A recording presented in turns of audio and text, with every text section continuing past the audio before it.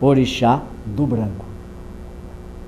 O ar e as águas moveram-se conjuntamente e uma parte deles mesmos transformou-se em lama. Dessa lama originou-se uma bolha ou montículo, primeira matéria dotada de forma, um rochedo avermelhado e lamacento. Olorum admirou essa forma e soprou sobre o montículo, insuflando-lhe seu hálito e dando-lhe vida.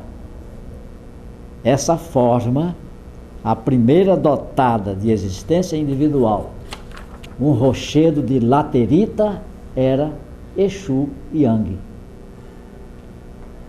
Nessa parte da narrativa estão presentes as proposições básicas da teosofia, relativas à cosmogênese. A saber, Olorum é o absoluto, o princípio onipotente, eterno, sem limites e imutável a que se refere a HPB. É, ao mesmo tempo, espaço abstrato absoluto que representa mera subjetividade, e o movimento abstrato absoluto que representa a consciência incondicionada. As expressões o furufufu começou a mover-se e a respirar corresponde ao grande alento a que se refere a doutrina secreta. Orixalá, Obatalá ou Oxalá, o primeiro grande orixá, surgido da junção de uma parte do ar que se transformou em água, é um ser andrógeno, mas não bissexual. Inteiramente masculino numa metade do tempo e inteiramente feminino na outra metade do tempo, formando nessa unidade dois orixás distintos: o próprio Oxalá, princípio masculino, e Oduá, o princípio feminino, pois ambos estão interligados pelo elemento água. Enquanto Oxalá está associado à água e ao ar, Oduduá está associado à água e à terra. E a partir dessa trindade, Olorum, Obatalá e Exu Yang, nós temos aí a Santíssima Trindade de todas as tradições religiosas. É que a Umbanda, na formação religiosa dela, misturando informações católicas com informações espíritas, deu ao Exu a figura de um diabinho, porque isso faz parte da tradição católica. Mas como ela trabalha com ditos mortos, que o candomblé não trabalha, a tradição iorubana não trabalha com mortos. Quando morre uma pessoa da religião deles, eles fazem uma cerimônia fúnebre que leva dias e dias para despachar o defunto.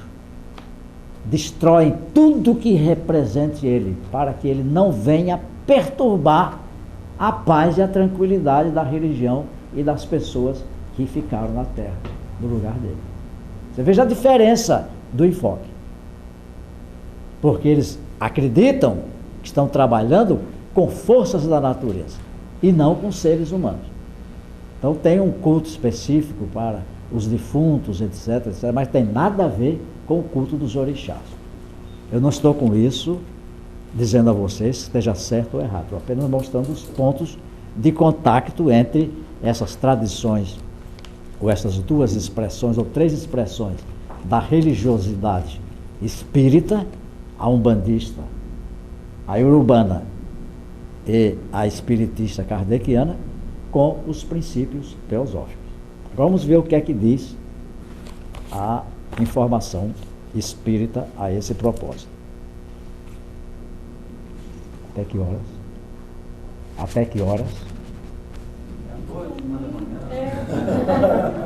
Acaba por terminar, né?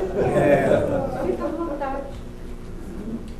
Não, mas a gente não pode. Não, nós temos uma solenidade depois para Sim. comemorar o casamento da Isabel, da nossa irmã Isabel, do nosso irmão Olivier. Né? Então, Ah. não pode até meia-noite. Não, Francisco já é a grande comemoração. Bom, então vamos agora às informações que o Espiritismo, na versão de Kardec, nos apresenta, notadamente depois que o principal apóstolo deles, Chico Xavier, deu a tônica fundamental de cristianismo redivivo ao movimento espírita mundial. Vejam vocês, A importância deles chega nesse grau. Vejam vocês o dado curioso. O pai do cristianismo não foi Jesus, o Cristo, foi Paulo de Tarso. Paulo de Tarso, a Igreja Católica, não, cristianismo. A Igreja Católica surgiu depois. Paulo, Depois de Paulo, muito depois de Paulo. Não, Paulo entendeu a mensagem do cristianismo. Ele conhecia, ele era um iniciado dos mistérios judaicos, sabia o que estava fazendo, e a HPB diz que ele era um grande iniciado nessa área. Ele entendeu o recado, ouviu o recado. O que é que ele fez? Saiu da sua terra e foi para o Império Romano. Ele foi levar a mensagem do cristianismo que estava subdividido em várias expressões no Oriente Próximo, para ele criar uma unificação de um movimento em torno de uma ideia básica e fundamental, que é outro departamento que a gente poderia, numa outra assentada, fazer um estudo de Paulo, cristianismo paulino, à luz da teosofia. Bom, Paulo pregou no Império Romano e o cristianismo foi triunfar não na Palestina. Lá ele não tem vez. Ele foi triunfar dentro do Império Romano. E onde? No meio dos escravos. Esse foi o papel do Paulo. Aqui no Brasil vai se repetir o fenômeno de Paulo em relação à terceira revelação, que é o Espiritismo.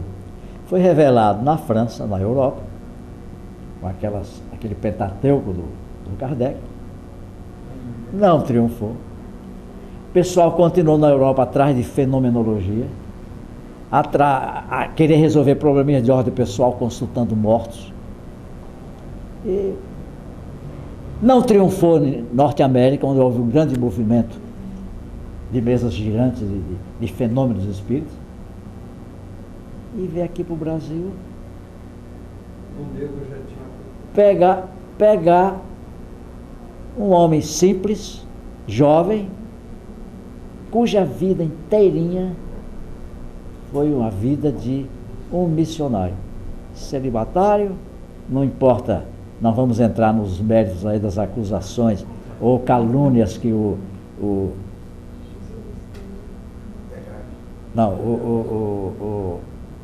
outro médium dele trabalhou com ele, que hoje tem um movimento aí de projeciologia, Valdo Vieira. Trabalhou muito tempo junto com Chico Xavier, psicografou várias obras do André Luiz, e depois rompeu com Chico Xavier e às escondidas faz acusações contra Chico Xavier, essas coisas. Não vou entrar nesse mérito, porque todas as pessoas estão sujeitas a sofrer as agruras do seu karma ou de sua aprovação. O fato é que o trabalho persistente de Chico Xavier, apresentando ao mundo Emmanuel, que é o pensamento cristão, aí, rememorando dados, não estou entrando no mérito se são verdadeiros ou não, tá? Rememorando dados, construindo teorias sobre o cristianismo desde aquela época.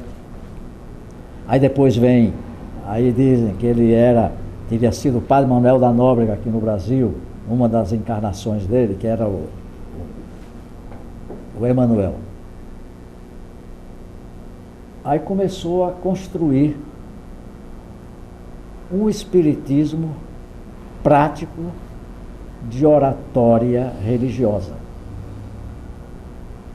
objetivando a transformação do homem no seu coração, através da aceitação de Jesus. E esse trabalho dele foi tão alentador, tão grande, que aqui se deu o processo contrário, né? Com a divulgação da obra de Chico Xavier e depois com a apresentação da teosofia na visão de André Luiz, porque André Luiz é pura teosofia. André Luiz é puro ensinamento teosófico, que adentrou no pensamento espírita com dificuldade. Porque os cardeais que ocupavam a sede do espiritismo estão no Brasil, o que é que fizeram? Rejeitaram, não aceitaram as comunicações de André Luiz. Foi imprescindível a semelhança do Neil Obstadt, da Igreja Católica, quando queria autorizar a publicação do álbum, passava por um censor, e os censores então examinavam, nada contra, pode publicar. Neil Obstadt, nada a opor. Imprimato est, pode imprimir. Foi preciso que no prefácio da obra de André Luiz, Emmanuel apresentasse André Luiz como um espírito autorizado pelos seus superiores a dar a sua mensagem. Subscreve Emmanuel. Aí tiveram que engolir seco, porque ou aceitavam Emmanuel como sendo o grande instrutor religioso do espiritismo no Brasil, ou rejeitariam o André Luiz como um novo informante, porque as informações que começaram a aparecer do cenário da filosofia espírita no Brasil sobre o plano astral, sobre a vida pós-morte, obra por obra, detalhe por detalhe, é todo um aprendizado, é todo um trabalho iniciático que passa aquele ser que se apresenta como sendo André Luiz. O resultado disso tudo, construiu-se toda uma série de informações absolutamente teosóficas dentro do pensamento espírita.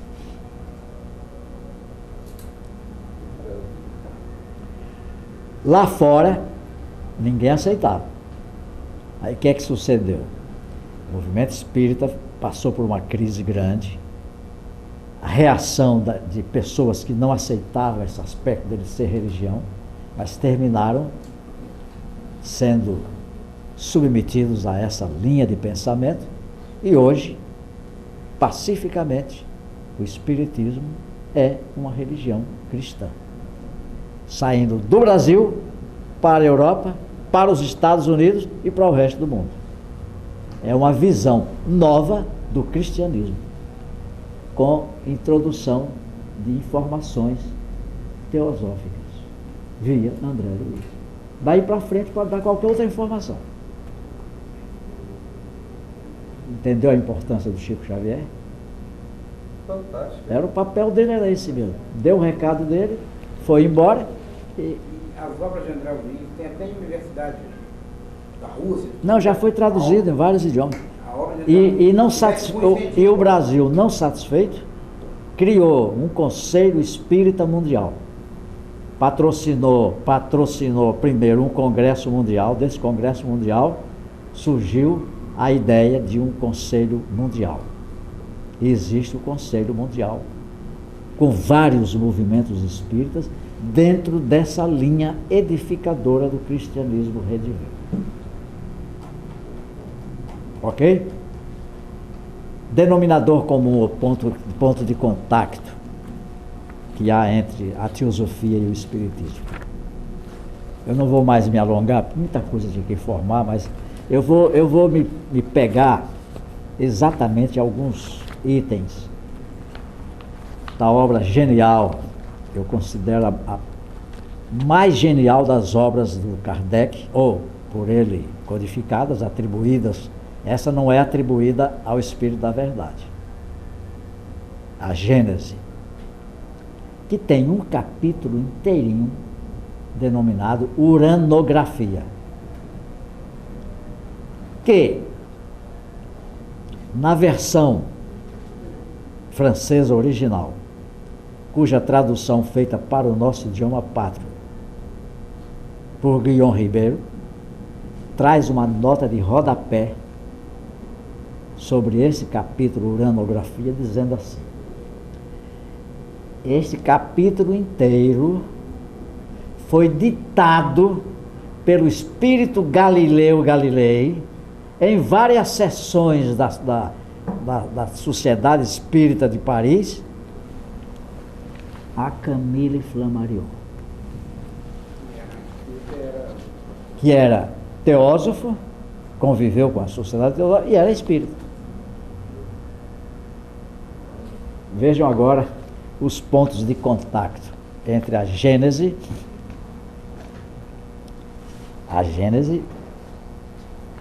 e a cosmogênese, ou a teosofia em geral.